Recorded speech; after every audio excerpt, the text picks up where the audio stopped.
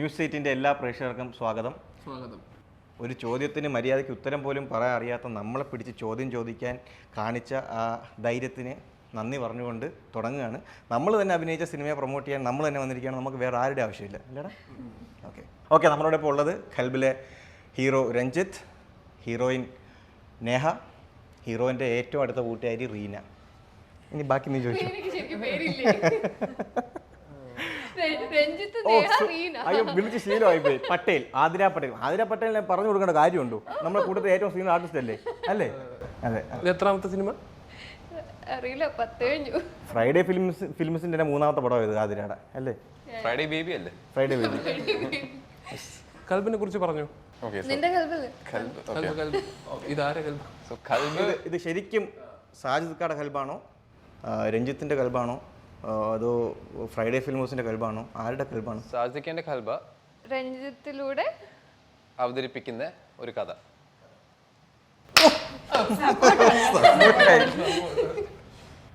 നേഹയ്ക്ക് interview പോയിട്ട് ഭയങ്കരമായിട്ട് ഫോർമലായി പോയിട്ട് വരുന്ന ഒരു പരാതി ഞാൻ പലപ്പോഴായിട്ട് കേട്ടു. സ്വന്തമായിട്ട് തന്നെ പറയുന്ന കേട്ടു.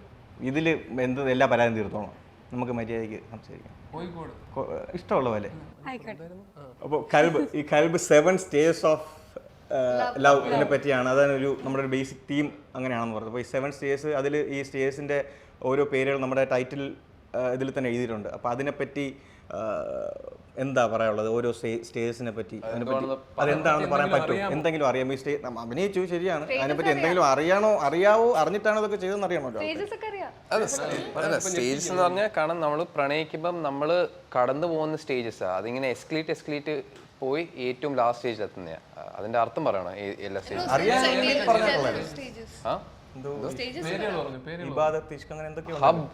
ഹബ്, ഉൻസ്, ഇഷ്ക്, അഖീദത്ത്, ഇബാദത്ത്, ജുനൂൻ, മൗത്ത്. പക്ഷെ ഇതിന്റെ കൂടെ ഒരു സ്റ്റേജും കൂടെ പടത്തിലുണ്ട്. അത് പടം കാണുമ്പോൾ അറിയാം, അതൊക്കെ അറിയാം. 8ാമത്തെ സ്റ്റേജ് അത് പാർട്ട് 2 വരുമായിരിക്കും. അല്ല, ഇതിൽ തന്നെ ഉണ്ടല്ലേ? ഇതിൽ തന്നെ ഉണ്ട്. അത് സാജിദ് സ്വന്തമായിട്ട് ഉണ്ടാക്കിയ ഒരു സ്റ്റേജ്. അതെ. ഈ 7 സ്റ്റേജസ് പറഞ്ഞല്ലോ, അതിൽ ഈ പറഞ്ഞ പോലെ ഏതെങ്കിലും 1-2 സ്റ്റേജസിന്റെ ഒരു എന്താണ് അതിന്റെ അർത്ഥം, അല്ലെങ്കിൽ എന്താണ് അതുകൊണ്ട് ഉദ്ദേശം? ഹബ് എന്ന് പറഞ്ഞ അട്രാക്ഷൻ, നമുക്ക് ആദ്യം തോന്നുന്ന ഒരു അട്രാക്ഷൻ.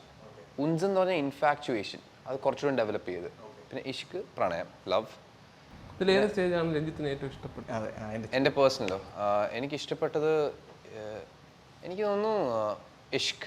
ബിക്കോസ് ഇഷ്കിലാണ് നമുക്ക് ഫുള്ളി ആ ലവ് റിയലൈസ് ചെയ്യുന്ന ഒരു സ്റ്റേജ് എന്ന് പറഞ്ഞാൽ ആ പ്രണയത്തിലോട്ട് കയറുന്ന ഒരു സ്റ്റേജ്.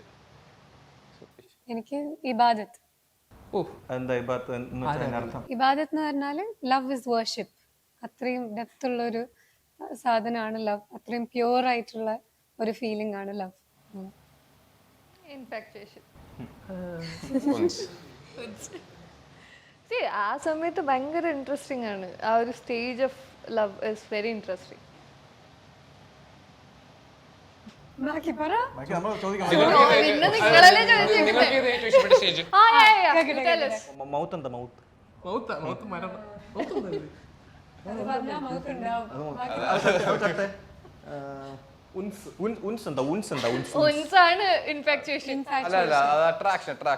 ആദ്യത്തെ ഇഷ്ടം തോന്നുന്നത്, കാണുമ്പോ ഇഷ്ടം തോന്നുന്നത്.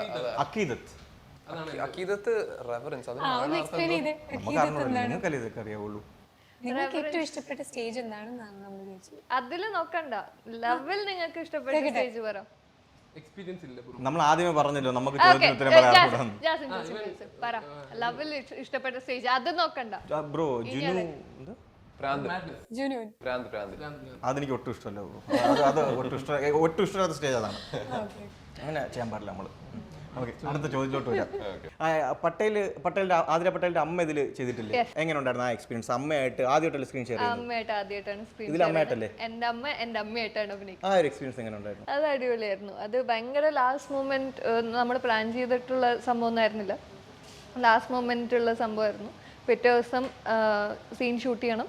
തലേ ദിവസം നമ്മുടെ AD ടിറ്റോ ഇങ്ങനെ ഓടി നടക്കുന്നുണ്ട്, ആളെ കിട്ടിയിട്ടില്ല എന്ന് പറഞ്ഞു. ഞാൻ പറഞ്ഞു എൻ്റെ അമ്മ മതി എന്നുണ്ടെങ്കിൽ ഞാൻ വിളിക്കാം. അപ്പൊ പുള്ളി പുള്ളി ചോദിച്ച് എന്താ അമ്മ അഭിനയിക്കുമെന്ന് ചോദിച്ചു. ഞാൻ പറഞ്ഞ അമ്മ ഇങ്ങനെ അതെ, ഭൂതകാലത്തിൽ ഒരു റോള് ചെയ്തിട്ടുണ്ട്, പിന്നെ എന്താ ഇത് അർജന്റീന ഫാൻസിൽ ഒരു റോള് ചെയ്തിട്ടുണ്ട്. അങ്ങനെ 1-2 സീൻ ഒക്കെ ചെയ്തിട്ടുണ്ട്. അങ്ങനെയാണെങ്കിൽ ഓക്കെ, അമ്മേനെ വിളിച്ചോളാൻ പറഞ്ഞു.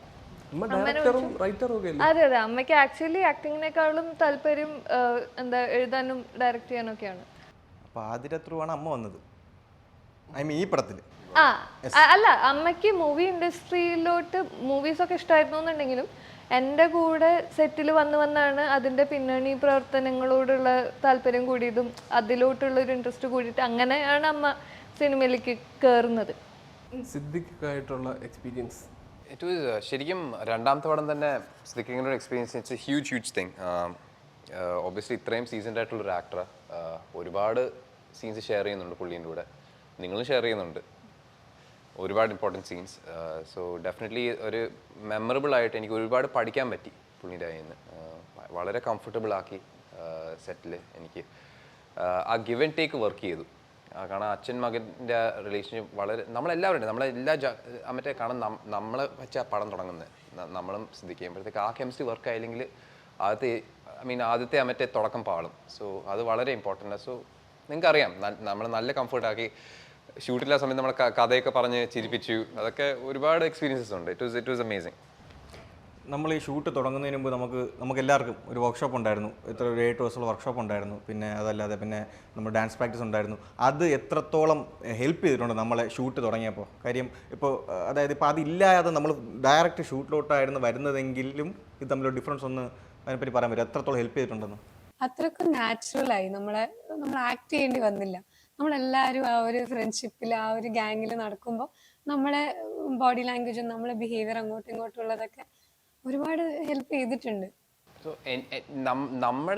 നമുക്ക് അങ്ങോട്ടും ഇങ്ങോട്ടും പരസ്പരം തിരിച്ചറിഞ്ഞപ്പോൾ നമ്മൾ ഒരുപാട് ഹെൽപ്പ് ചെയ്തു. പക്ഷേ വർക്ക്ഷോപ്സിൽ എത്ര ഗുണം തോന്നി എനിക്ക് തോന്നിയില്ല. എന്തൊക്കെ നമ്മൾ ചെയ്ത് ഉരുണ്ടു.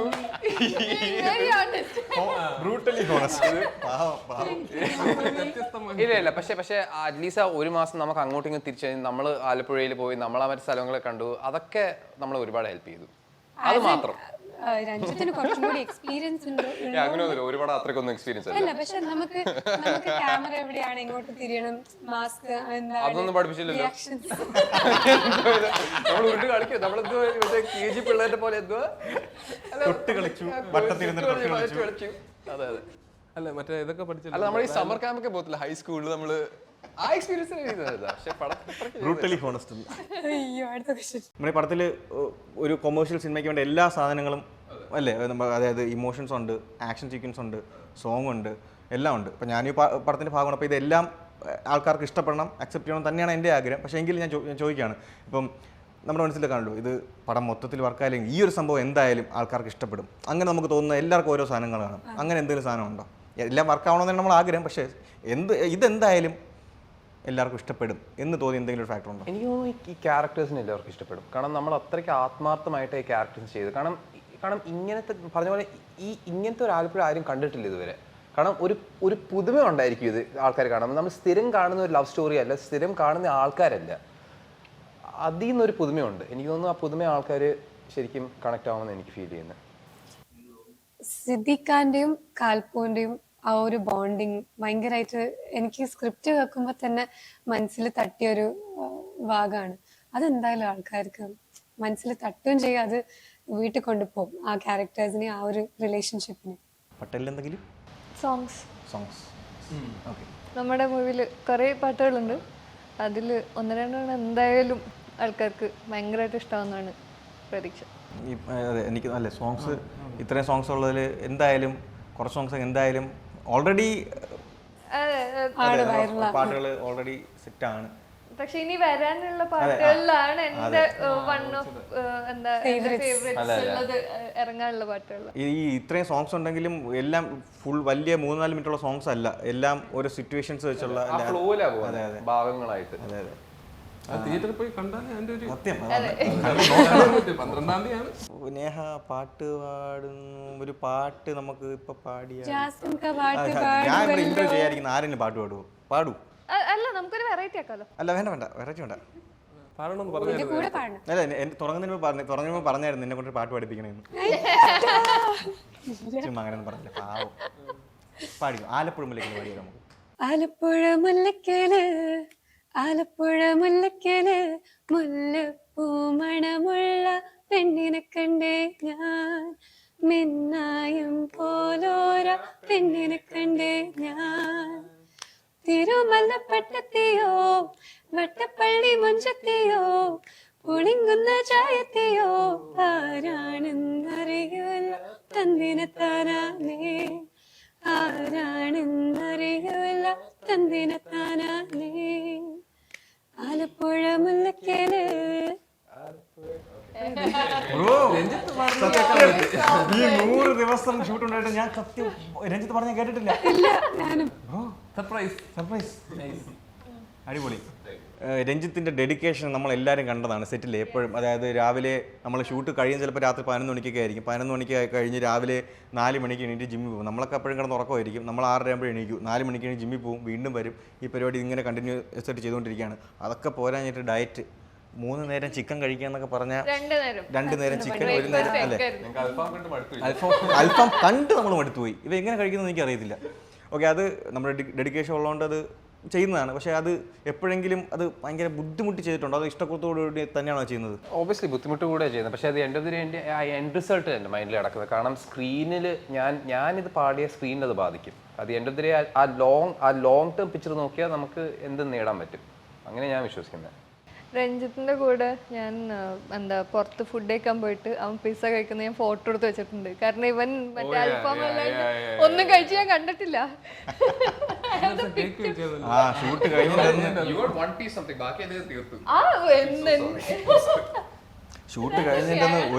ഷൂട്ട് കഴിഞ്ഞിട്ട് 1 കിലോ കേക്ക് ചോക്ലേറ്റ് ഒറ്റയ്ക്ക് അടിച്ചു കളഞ്ഞു. നിങ്ങളോടൊരു ചോദ്യം. വേണ്ട വേണ്ട. ഓക്കെ, ഇപ്പൊ നിങ്ങൾക്ക് ഏറ്റവും ഇഷ്ടമായ സീൻ ഏതാണ് നിങ്ങൾ ചെയ്തത്? അല്ല, ഞാൻ എല്ലായിടത്തും നമ്മൾ ചെയ്യും. ഓക്കെ, നേഹ ഈ ഖൽബിൽ വന്ന സിനിമയിൽ വന്നതല്ലാതെ ലൈഫിൽ ഇതല്ലാതെ വേറെ ഒരു ഏറ്റവും വലിയ അച്ചീവ്മെന്റ് ആയിട്ട് കണക്കാക്കുന്നൊരു കാര്യം എന്തെങ്കിലും? ഞാൻ ഒറ്റക്ക് ലഡാക്ക് പോയിട്ട് ഒരു ഇന്റേൺഷിപ്പ് ചെയ്തിട്ടുണ്ടായിരുന്നു. അവിടുത്തെ ഒരു സ്കൂളിൽ പോയി പഠിപ്പിച്ചിട്ടുണ്ടായിരുന്നു. അതൊരു വലിയൊരു അച്ചീവ്മെന്റ് ആയിരുന്നു. ഈ ഉത്തരം പ്രതീക്ഷ തന്നെയാണ് ചോദിച്ചത്. അത് എത്രാമത്തെ വയസ്സിലാണ് ചെയ്തത്? 18ാമത്തെ വയസ്സിൽ ഒറ്റയ്ക്ക് ലഡാക്കിൽ പോയി കുറേ പിള്ളേരെ ട്രെയിൻ ചെയ്തു. അതൊരു സത്യം അല്ല, നമ്മൾ കേട്ടപ്പോൾ ഭയങ്കര അടിപൊളി പരിപാടിയായിരുന്നു കേട്ടോ. അതും ആ സ്കൂൾ ലൈക്ക് നമ്മുടെ മറ്റേ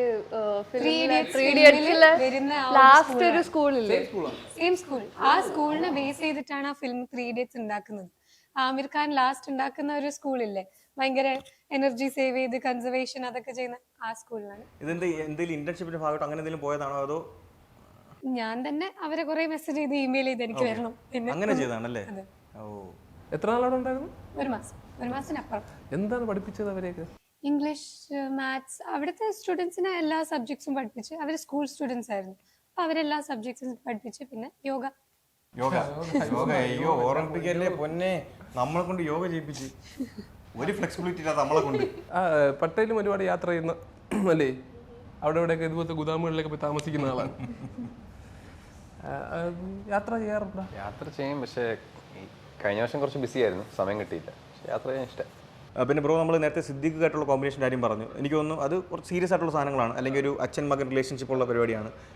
പിന്നെ പക്ഷേ ഇതിൽ ജാഫർക്കായിട്ട് എനിക്ക് തോന്നുന്നു രഞ്ജിത്തിന് കുറച്ച് കോമഡി സാധനങ്ങളുണ്ട്. അത് എങ്ങനെ ഉണ്ടായിരുന്നു? അത് ചലഞ്ചിങ് ആയിരുന്നു? അതായത് പുള്ളി എന്ന് വെച്ചാൽ ഭയങ്കര ടൈമിംഗ് ഉള്ള ആക്ടറാണ്, കോമഡിയൊക്കെ. കാരണം നമുക്ക് സ്ക്രീനിലുള്ള ഒരു ജാഫർക്കിനെ അറിയത്തുള്ളൂ, സ്ക്രീനിന്റെ പുറത്തുള്ള ജാഫർക്കിനെ അറിയത്തില്ല. പുള്ളി റിഹേഴ്സ് ചെയ്ത് കാരണം അത്രയ്ക്ക് ടൈമിങ്, അത്രയ്ക്ക് കോൺഷ്യസ് ആയിട്ടുള്ള ഒരാളാണ്. കാരണം കോമഡി എന്ന് പറഞ്ഞാൽ വളരെ വളരെ ടഫ് ആയിട്ടുള്ള ഒരു ജോണർ. നമ്മളത് കാരണം ചിരിപ്പിക്കാൻ ഒരു അഷ്യൂറൻസ് ഇല്ല. പക്ഷെ അത് ഭയങ്കര ഹാർഡാകുമ്പോഴത്തേക്ക് പുള്ളി അത് റിഹേഴ്സ് ചെയ്ത് ചിലപ്പോൾ എന്നോട് പറയാം, മേഡം നീ ഇത് പറഞ്ഞാൽ ഇത് കുറച്ചും ചിരി കിട്ടും, ഇവിടെ സ്കോർ ചെയ്യാൻ പറ്റും. അങ്ങനെ പറയുമ്പോൾ നമുക്കും കുറച്ചുകൂടി മോട്ടിവേറ്റഡ് ആവും. കാരണം ഞാൻ കോമഡി എൻ്റെ ഒരു സ്ട്രോങ് പോയിന്റ് അല്ല പേഴ്സണലി. പക്ഷെ എന്നാലും പുള്ളീൻ്റെ കയ്യിൽ നിന്ന് പഠിച്ചെടുക്കുക എന്ന് പറഞ്ഞാൽ വളരെ വളരെ ഇമ്പോർട്ടൻറ്റ്. പക്ഷേ പുള്ളി വളരെ വളരെ ടൈമിങ്ങിൽ ഒരുപാട് നമ്മൾ സ്ക്രീനിൽ കാണാൻ ഭയങ്കര നിസ്സാര ഈസി ആയിട്ട് പുള്ളി ചെയ്യുന്നത്. പക്ഷേ പുള്ളി ഒരുപാട് പണിയെടുക്കും ആ ഡയലോഗ് പ്രോപ്പർ രീതിയിൽ ഡെലിവർ ചെയ്യാൻ വേണ്ടി. അതെനിക്ക് ശരിക്കും അപ്ലോഡ് ചെയ്യേണ്ട ഒരു കൂടെ പിടിച്ചിരിക്കാൻ പാടും കേട്ടോ കൂടെ. കുറച്ചൊക്കെ. അങ്ങനെ തോന്നിയ ഏതെങ്കിലും സിറ്റുവേഷൻ ഉണ്ടോ നേഹയ്ക്ക്? അതായത് രണചേച്ചിയുടെ കോമ്പിനേഷൻ ഉണ്ട്, ആഷിക്ക് എനിക്കൊന്ന് കമ്പാരിറ്റീവ്ലി ഒരുപാട് സിനിമേസ് ഒന്നും ചെയ്തിട്ടില്ലെങ്കിൽ പോലും പുള്ളിയുടെ പെർഫോമൻസ് എന്ന് പറഞ്ഞാൽ ഭയങ്കര ഇൻറ്റൻസ് ആയിട്ട് പെർഫോം ചെയ്യുന്ന ആളാണ്. അപ്പോൾ അങ്ങനെ എപ്പോഴെങ്കിലും ഇത് ഞാൻ ഇവരെ കൂടെ എങ്ങനെയെന്നൊരു എപ്പോഴും തോന്നി, അല്ലെങ്കിൽ അത്രയും ഡിഫിക്കൽട്ട് അങ്ങനെ ഒരു എന്താണ്?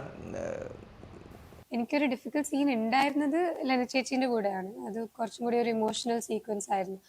അത് ഐ തിങ്ക് നമ്മൾ 2-3 പ്രാവശ്യം പോവുകയും ചെയ്തു. ആ ഒരു ഇമോഷൻ, ആ ഒരു ഇൻറ്റൻസിറ്റിയിൽ തന്നെ അത് ഡെലിവർ ചെയ്യുന്നു. പക്ഷെ ഭയങ്കര സപ്പോർട്ടീവായിട്ട് ലനചേച്ചി നിന്ന് തന്നു. മറ്റേ സൈഡിൽ നിൽക്കുന്ന ഒരാൾ അത്രയും ഇൻറ്റൻസ് ആയിട്ട് നമ്മളോട് സംസാരിക്കുമ്പോൾ നമുക്കും ആ ഒരു ഇൻറ്റൻസിറ്റി കിട്ടും.